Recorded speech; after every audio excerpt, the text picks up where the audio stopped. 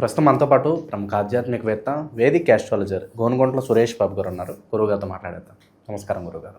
మణికంఠ గారు నమస్కారం అండి. గురుగారు, ఏప్రిల్ మాసం ఓవరాల్గా వృషభ రాశి వాళ్ళకి హైలైట్స్ ఏంటి, ఎలా ఉండబోతుంది ఈ మాసం? అలాగే మనకు అక్షయ తృతీయ కూడా ఈ నెలలోనే ఉంది. వాటిని ఎలా వినియోగించుకోవడం బాగుంటుంది, ఎలాంటి దానాలు చేసుకోవాలి, ఈ నెల వీళ్ళకి ఎదురయ్యే లాభ నష్టాలు, మంచి చెట్లు ఏ విధంగా ఉండబోతున్నాయి? ఓం గం గణపతియే నమః. స్వర్ణలక్ష్మి నమస్తే అస్తు. పరబ్రహ్మ స్వరూపిణి రాజ్యం దేహి ధనం దేహి సర్వకామాంచ దేహి మే.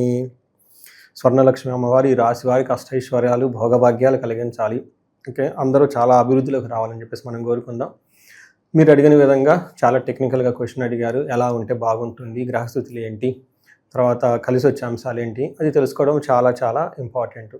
Awareness is the key to success అంటారు. ఇంకా వివేక వైరాగ్యం ఉండాలంట, విజ్డమ్. ఓకే, ఏదో చేయాలి తెలుసుకుంటేనే జీవితంలో సగం మనం పైకి వచ్చేస్తామని ఆది శంకరాచార్యుల వారు చెప్తూ ఉంటారు.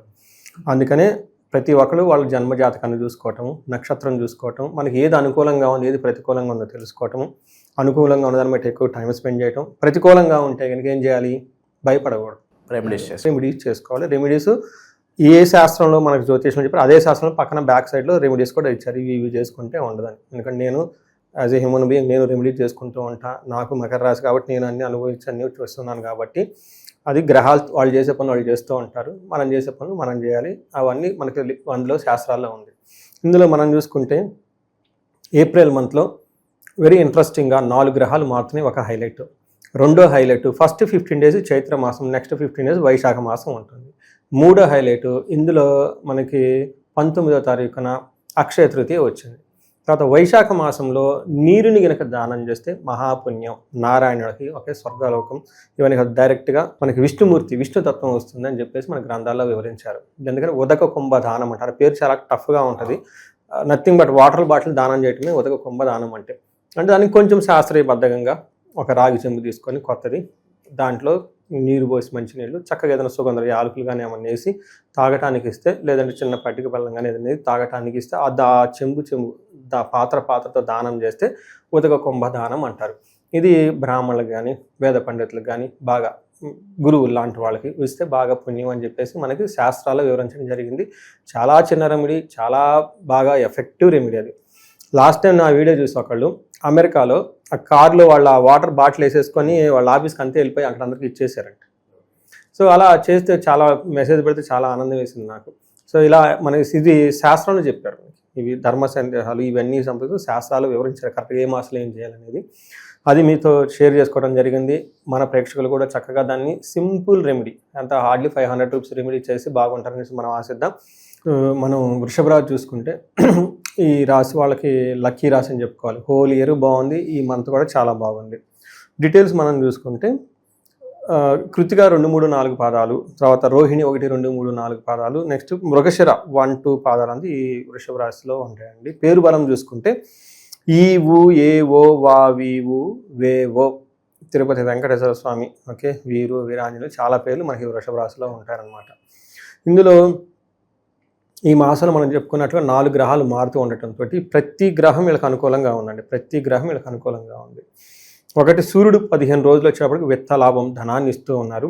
సూర్యుడు మారుతారండి 16వ తారీఖున మారటంతో కొంచెం ఏమవుతుంది, ధనచ్ఛేదం, విపరీతంగా ధనం ఖర్చు అవకాశం ఎక్కువగా ఉంటుంది. ప్రొఫెషనల్ మ్యాటర్స్లో ప్రాబ్లం వచ్చే అవకాశం ఉంటుంది.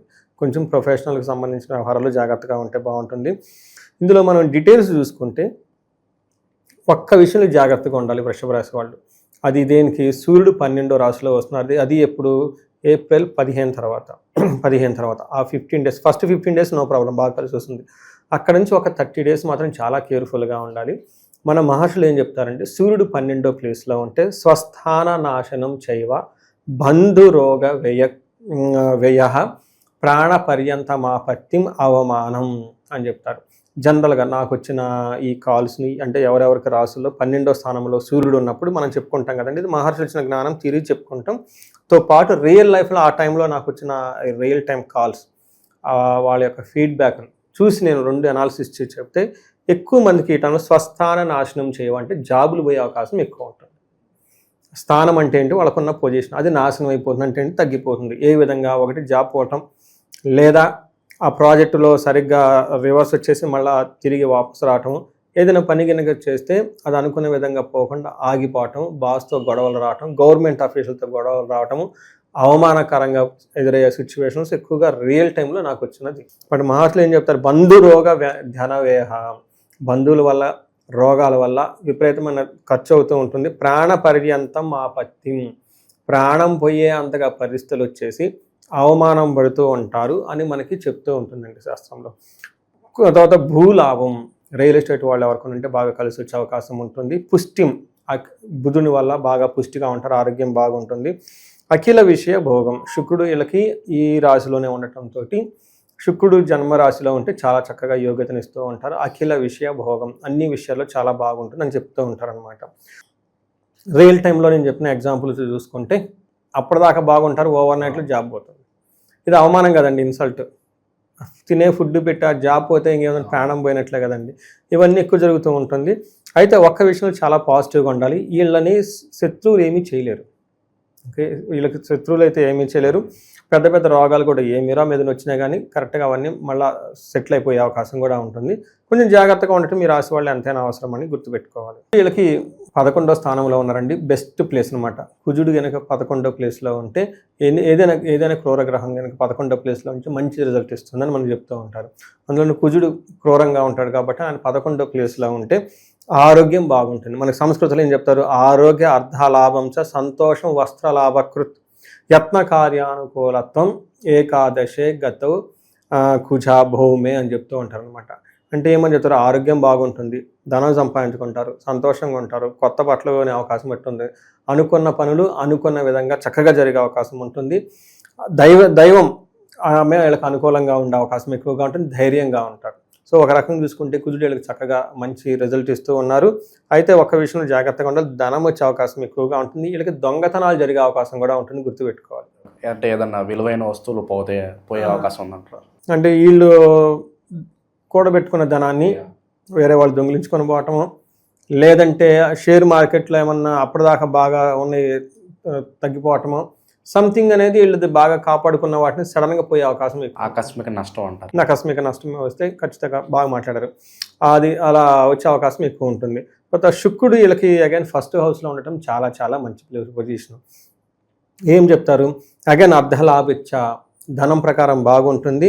సౌఖ్యం పరస్త్రీ సంగమం తదహ యత్న కార్యార్థ లాభ స్యాత్ అని చెప్తూ ఉంటారు.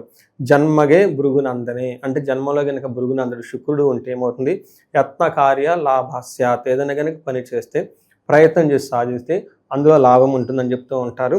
తర్వాత పరస్త్రీ సంగమం, అంటే తెలిసిన వాళ్ళు లేడీస్ ఉంటే వాళ్ళ ద్వారా మంచి వీళ్ళకి బెనిఫిట్ ఉంటుంది, మీటింగ్స్ అవన్నీ చక్కగా జరుగుతూ ఉంటుందని చెప్పుకోవచ్చు. ఇన్ కేస్ లేడీస్ అయితే కనుక జెంట్స్, ఇంటి వాళ్ళు కానీ బయట వాళ్ళు కానీ ఆఫీస్లో తెలిసిన కొలీగ్స్ వాళ్ళ ద్వారా ఏమైనా కనుక అప్పటిదాకా కాని పనులు ఏమైనా ఉంటే వాళ్ళ ద్వారా ఆ పనులే అవకాశం ఎక్కువగా ఉంటుంది. ఓవరాల్గా కనుక చూసుకుంటే ఒక మంచి ఆహ్లాదకరంగా చక్కగా హెల్దీగా ఉండే ఒక మంచి టైం అయితే వీళ్ళకుందని మనం గమనించుకోవాలి.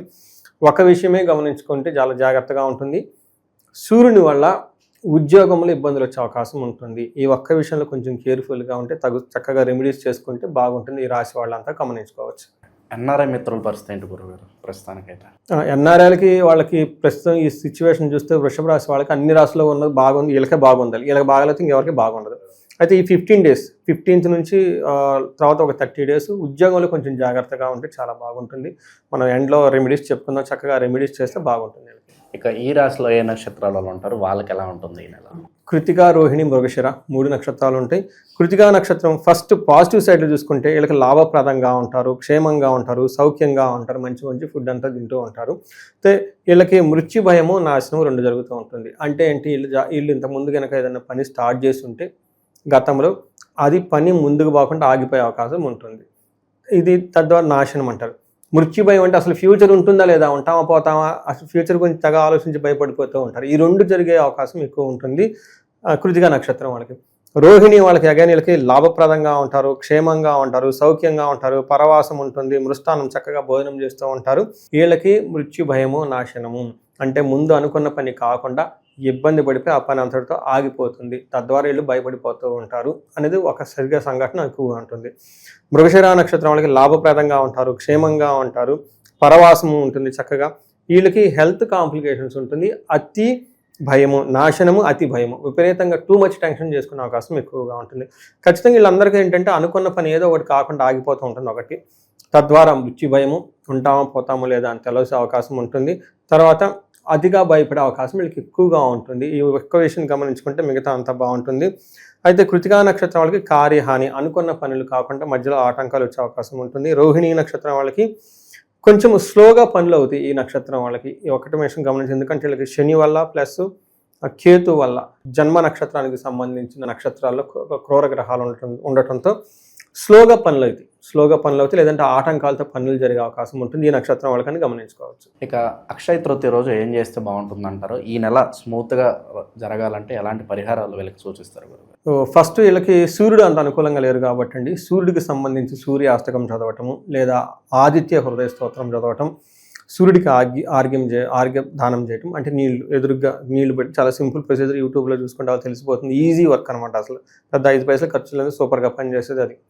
రెండోది, వీళ్ళకి సూర్యుడికి సంబంధించి మనం ఒక అగ్నిహోత్రం చేసుకున్నా, లేదా మన త్రికాల సంధ్యావనం ఈ టైంలో కనుక చేసుకుంటే చాలా బాగుంటుంది. వీటితో పాటు వీళ్ళకి ఆదిత్య హృదయ స్తోత్రంతో పాటు హనుమాన్ కార్యసిద్ధి మంత్రం చదువుకున్న, హనుమాన్ చాలీస చదువుకున్న చాలా బాగా కలిసి వస్తుంది. వీళ్ళకి గోధుమలు 1 కేజీ వావు దానం కనుక చేయగలిగితే ఇంకా ఆ యొక్క దాన ప్రభావంతో వీళ్ళకి చాలా పాజిటివ్ ఎనర్జీ వస్తుంది. రెండోది, ఫాదర్లీ ఫిగర్స్ ఉంటారు, వాళ్ళ నాన్నగారు, మామగారు, లేదంటే కొంచెం పెద్దవాళ్ళు ఉంటారు అనమాట. కొంచెం అలాంటి వాళ్ళకి కొంచెం నమస్కారం చేసుకోవటం, వాళ్ళ అడ్వైజెస్ తీసుకోవటం, వాళ్ళ ఆశీర్వాదం కనుక తీసుకుంటూ ఉంటే ఈ యొక్క బాస్కి వీళ్ళకి మధ్య ఉన్న గొడవలన్నీ తగ్గిపోయేసి చాలా బాగుంటుందని మనం గమనించాలి. తర్వాత మీరు అక్షయ తృతీయ రోజున బంగారం కొనుక్కోమని చెప్తూ ఉంటారు. దానికి రీజన్ ఏమంటారు, విష్ణుమూర్తిని హిరణ్య గర్భ అంటారు. అంటే బంగారం గర్భం నుంచి వచ్చిన వారు, లేదంటే బంగారం కడుపుతో ఉన్న వాళ్ళని మనం చెప్పుకోవచ్చు. విష్ణుమూర్తిని అలా అన్నారు కాబట్టి విష్ణుమూర్తి ఎక్కడుంటే లక్ష్మీదేవి అక్కడ ఉంటుంది. అందుకని బంగారం తెచ్చుకుని ఇంట్లో పెట్టుకున్నాం అనుకుంటే ఆ బంగారం స్థిరంగా ఉంటుంది కదా, అమ్మవారు కూడా అక్కడే ఉంటారు అనేది ఒకటి. రెండోది, మనకి శ్రీ సూక్తం అని ఉంటుంది, అందులో హిరణ్య వర్ణం హరిణిం సువర్ణ రజత స్రజాం అని చెప్పేసి అమ్మవారిని బంగారం రూపంలో ఉంటారు, బంగారం లాగా మెరుస్తూ ఉంటారు, సూర్యకాంతి లాగా మెరుస్తూ ఉంటారు అని చెప్పేసి మనకి అందులో చాలాసార్లు ఆ బంగారం గురించి ప్రస్తావన వస్తూ ఉంటుంది. అమ్మవారు బంగార రూపంగా ఉంటారని చెప్పేసి, అంటే అమ్మవారిని బంగారంతో పోల్చారంటే పవిత్రమైన లోహం వస్తుంది కదా, ఆ టైంలో మనం ఇంటికి తీసుకొచ్చి కొని పెట్టుకుంటే ఆ బంగారం స్థిరంగా ఉంటుంది.